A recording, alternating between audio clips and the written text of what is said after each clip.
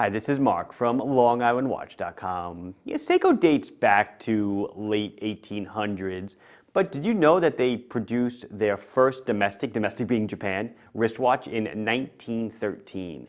So in late 2023, they released a watch that celebrated 110 years of watchmaking. Kind of an odd anniversary, but I guess if you have a lot of history, you can just use a lot of your anniversary dates to make something interesting. The watch was called the Laurel back in 1913.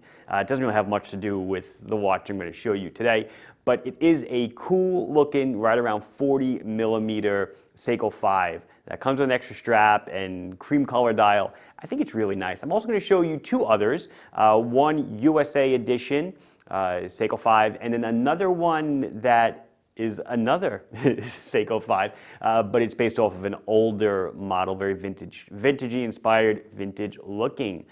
For my own wrist check, on one wrist I've got the Marathon Islander collab. I did switch it to a black strap with a black strap with white stripe, and I think it works really well with the watch. And then on my other wrist I have an Islander Sans Point, with the optional full titanium bracelet. Let's see the Seikos. So when you're a brand as richly steeped in history as Seiko is, you can kind of find an anniversary for nearly anything. And this is their 110th watchmaking anniversary. As I said, their first watch came out in 1913. This watch came out in late 2023. It's new for me, new to my store, and I actually thought it was a very nice looking watch. I love the use of color, so I figured we would feature it. So welcome to the Seiko 5 Sports Field Watch 110th Anniversary. Limited edition with cream dial. Limited, but I think they made like, I know. They made 6,000 pieces, so it's a pretty decent number. But it certainly looks like the SRPG field watch. I'm not sure if it shares the same exact case. I didn't do that much of a deep dive into it, but it certainly looks like it. So let's go over the specs. So it is going to be just shy of 40. It's 39.4 in diameter. It's going to be 13.1 to a slightly domed hardlex crystal. And we are looking at 48 to 48 millimeters on the lug tip to lug tip. You saw me flip it over before. It does have an exhibition screw down case back. It does say limited edition on the case back right there, but I do not believe they are numbered. I didn't see it anywhere, at least with my aging eye. It does have a serial number, but not a series number. Let's see what else we got. It is a 20 millimeter lug.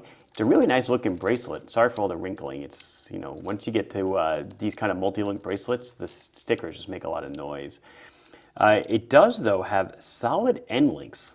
Look at that, huh? It's kind of not really a first, but you don't see that too often.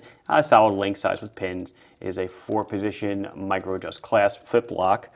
Pretty decent looking, 100 meters of water resistance. As I mentioned in the opening, it does come with a bonus leather strap. The strap itself is part of the leather working group, and it's a sustainable strap, if that's important to you. But I think on a brown leather, this totally just comes to life. It does have a sign buckle on it.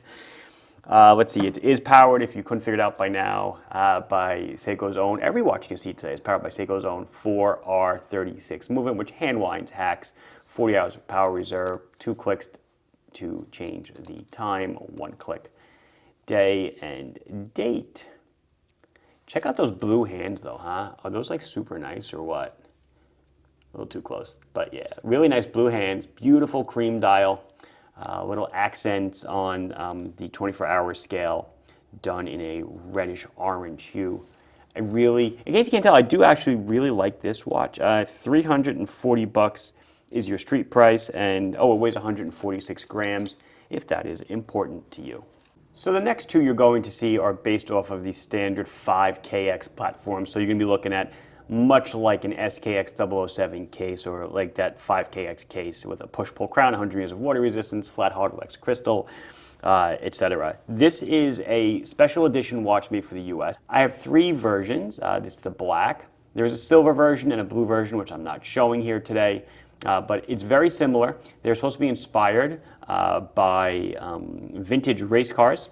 What I really, really like is how the line on the strap literally goes right through the dial. It is a one-piece nylon strap, one-piece nylon strap, but they all have that same stripe going through it in the contrasting color, and it goes right through the dial. So cool.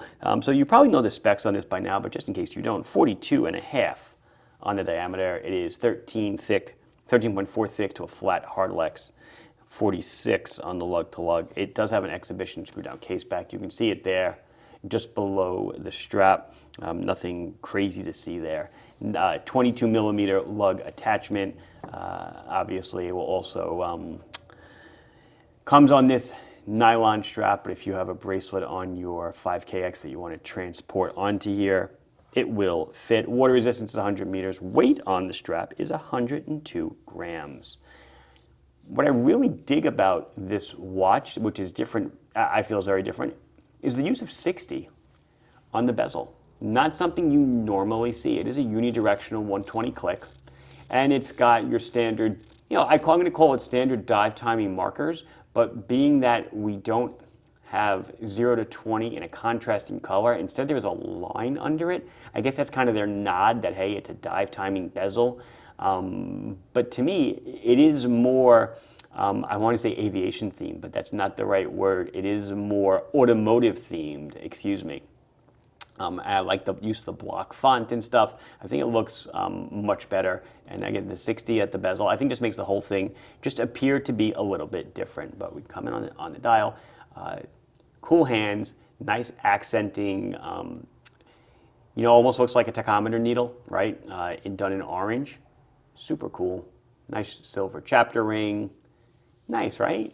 So the price on these are like SRPK 69, 71, and 73.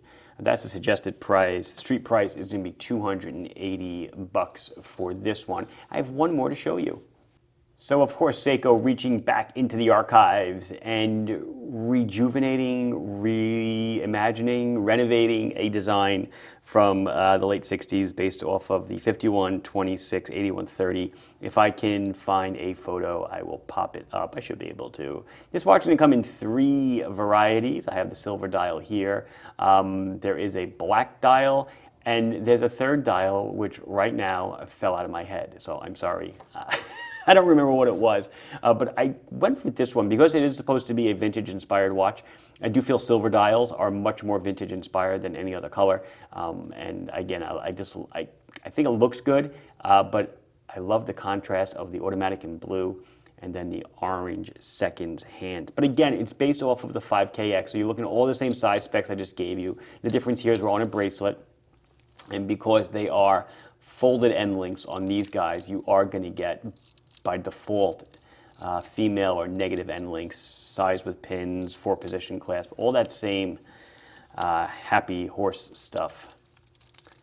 It is, let's see, I'm missing something. 165 grams on the strap, and it is a 120 click 120 click unidirectional ratcheting bezel, and it does certainly have, it does certainly have a vintage vibe to the bezel. I do dig this.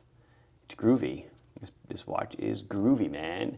And and this one is also $280. If it scares you that a watch on nylon and a watch on a bracelet costs the same, and everything else about them, manufacturing-wise, is about the same, it should tell you about how much these bracelets actually cost them. It's kind of crazy in my mind, because I know what these cost. Because I used to manufacture these. And I do make my own bracelets, which are much more higher quality, but it's just kind of, I don't know, kind of nuts to think about that from a business perspective. I'll try on 2 of them because these 2 are like the same exact size. I'll try on this one since it's easier for me to get this to fit properly, and then I'll try on this one, and then we'll do a loom shot. So here's that nylon strap racing watch, automotive watch on my 6.5, 6 3/4 inch wrist. You can see where I am on the strap.